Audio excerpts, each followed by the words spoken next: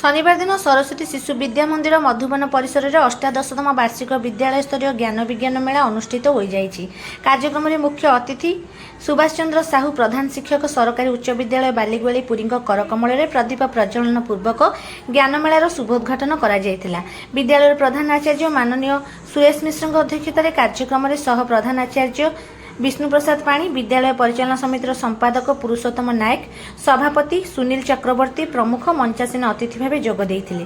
विद्यालय गुरुमा और शिशु भौणीगण वंदना और प्रार्थना कार्यक्रम को आगे नहीं।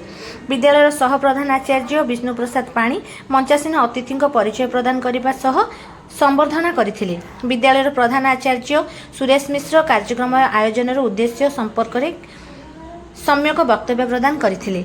विद्यालय परिचालना समितिर संपादक पुरुषोत्तम नायक, सभापति सुनील चक्रवर्ती स्वागत अभिभाषण प्रदान करने सह विद्यालय नवगठित विद्युत परिषद टीम घोषणा करथिले।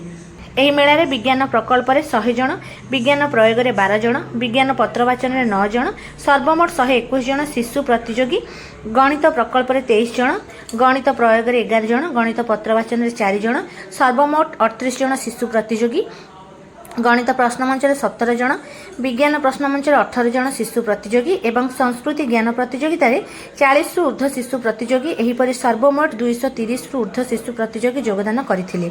दिगंबर प्रधान, बनमाली कर, विनोद कुमार मुदुली प्रमुख विचारक भाव दायित्व संपादन करथिले। विद्यालय परिचालना समितिर सभापति सुनील चक्रवर्ती आशीर्वचन प्रदान करथिले। विद्यालय आचार्य महेश्वर जेना विज्ञान मेलार विवरण उपस्थापन करथिले। शेष में विद्यालय वरिष्ठ आचार्य बनिता प्रधान धन्यवाद अर्पण करथिले। शांति मंत्र और वंदे मातरम गान सह कार्यक्रम को शेष करा जायतिला।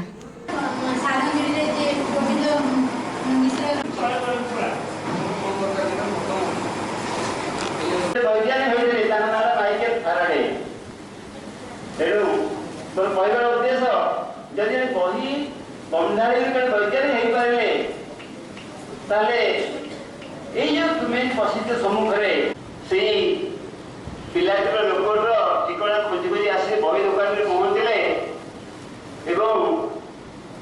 से लेखाटे एत से आनंद वैज्ञानिक मनोवृत्ति से वैज्ञानिक मनोवृत्ति को प्रतिपादन करने तुम्हें आज ये उपवेशन कर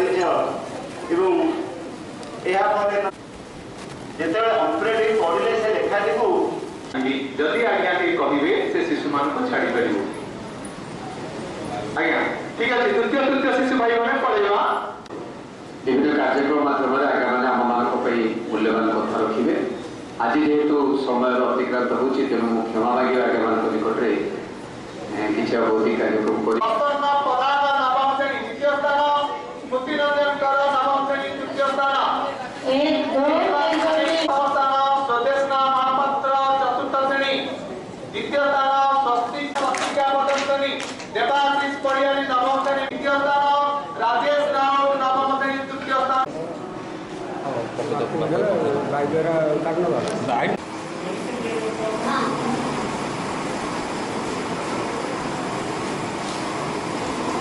Right.